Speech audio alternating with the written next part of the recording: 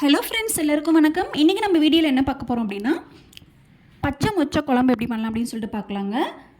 அந்த மொச்சையை வந்து ஊற வச்சுட்டு அதை வந்து பிதுக்கிட்டு அதுலேருந்து குழம்பு எப்படி பண்ணலாம் அப்படின்னு சொல்லிட்டு பார்க்கலாம். பிதுக்கம் பருப்பு குழம்புன்னு சொல்லுவாங்க.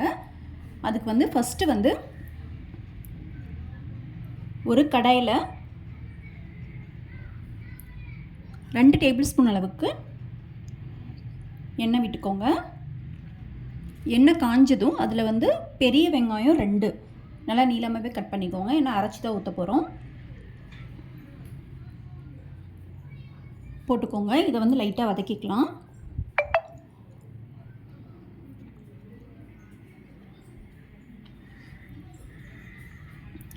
வெங்காய கலர் வந்து சேஞ்ச் ஆகட்டும்.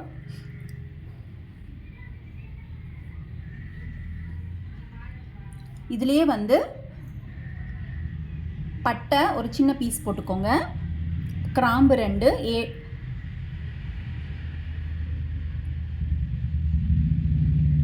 அதுக்கப்புறம் சீரகம் ஒரு அரை டேபிள் ஸ்பூன், சோம்பு ஒரு அரை டேபிள் ஸ்பூன்,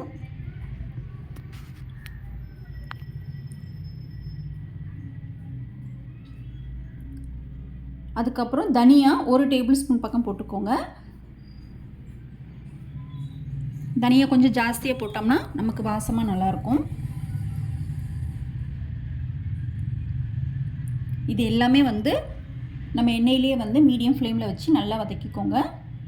இது கூடவே வந்து கசகசா ஒரு டேபிள் ஸ்பூன் போட்டுக்கோங்க.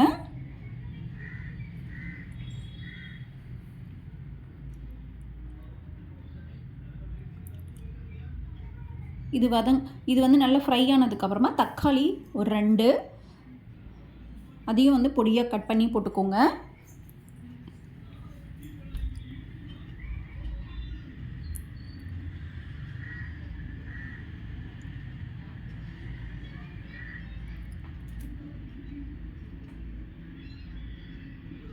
இது கூடவே வந்து காஞ்ச மிளகாய் உங்கள் காரத்துக்கு தகுந்த மாதிரி போட்டுக்கோங்க.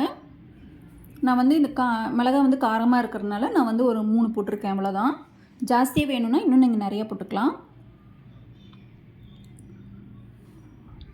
இப்போ இந்த தக்காளி வந்து சாஃப்ட் ஆகிற வரைக்கும் நல்லா இந்த மாதிரி வதக்கிக்கோங்க.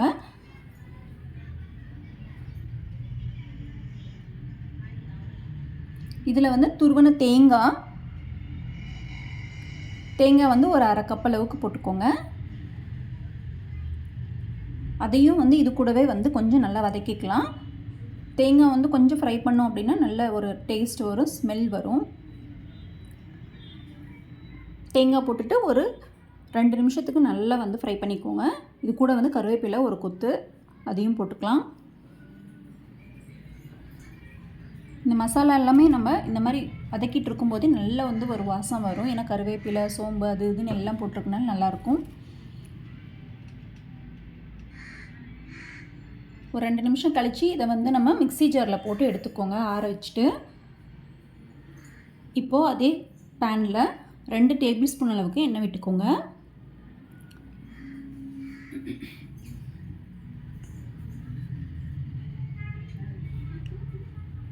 இப்போ பச்சை மொச்சையை நான் பாருங்கள் இந்த மாதிரி பிதுக்கி வச்சுருக்கேன். பிதுக்கம் பருப்பை வந்து போட்டுக்கலாம்.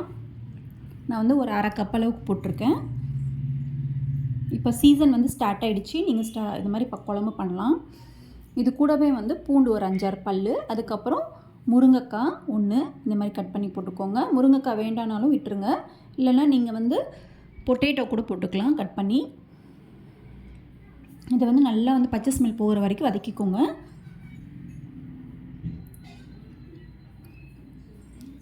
நல்லா ஒரு 5 மினிட்ஸ் வதங்கினதுக்கு அப்புறமா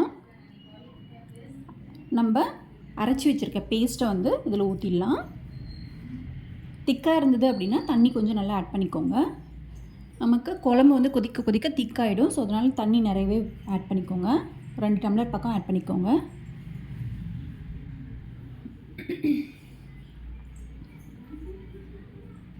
இது கூடவே வந்து மஞ்சத்தூள் வந்து ஒரு 1/4 டேபிள் ஸ்பூன் போட்டுக்கோங்க.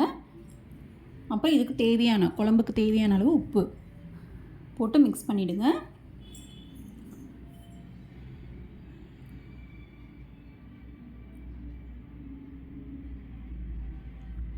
தண்ணி செக் பண்ணிவிட்டு தண்ணியும் வந்து ஆட் பண்ணிக்கிட்டு இதை க்ளோஸ் பண்ணி நல்லா வந்து ஒரு 10 நிமிஷத்துக்கு கொதிக்க விடுங்க.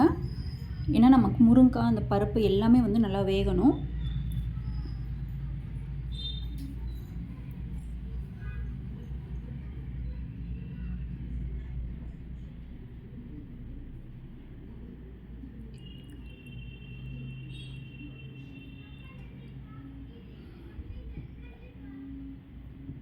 சீசன் வந்து ஸ்டார்ட் ஆகிட்டே இருக்குது. ஸோ அதனால் இப்போ வந்து வாங்கி இந்த மாதிரி வந்து பச்சை மொச்சையை வந்து ஊற வச்சுட்டு பிதிக்கிட்டு இந்த மாதிரி குழம்பு செஞ்சு பாருங்கள். ரொம்ப டேஸ்ட்டாக இருக்கும்.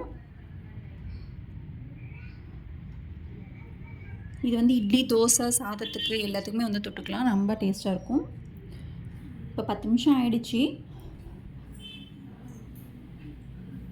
பாருங்கள். நல்லா வந்து கொதிச்சிடுச்சு. செக் பண்ணிக்கோங்க முருங்கைக்காயெலாம் நல்லா வெந்திருக்கா அப்படின்னு சொல்லிட்டு. வேகலைன்னா இன்னும் கொஞ்சம் தண்ணி ஆட் பண்ணி க்ளோஸ் பண்ணி வைங்க ஒரு 5 மினிட்ஸ்க்கு.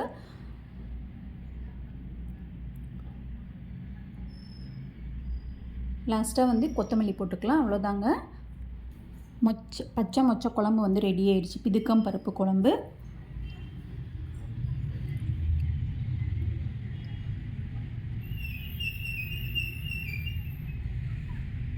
கண்டிப்பாக இந்த மெத்தடில் ட்ரை பண்ணி பாருங்கள். இந்த வீடியோ உங்களுக்கு பிடிச்சிருந்தது அப்படின்னா லைக் பண்ணுங்கள், ஷேர் பண்ணுங்கள், கமெண்ட் பண்ணுங்கள். மறக்காமல் வந்து சப்ஸ்கிரைப் பண்ணுங்கள். நன்றி, வணக்கம்.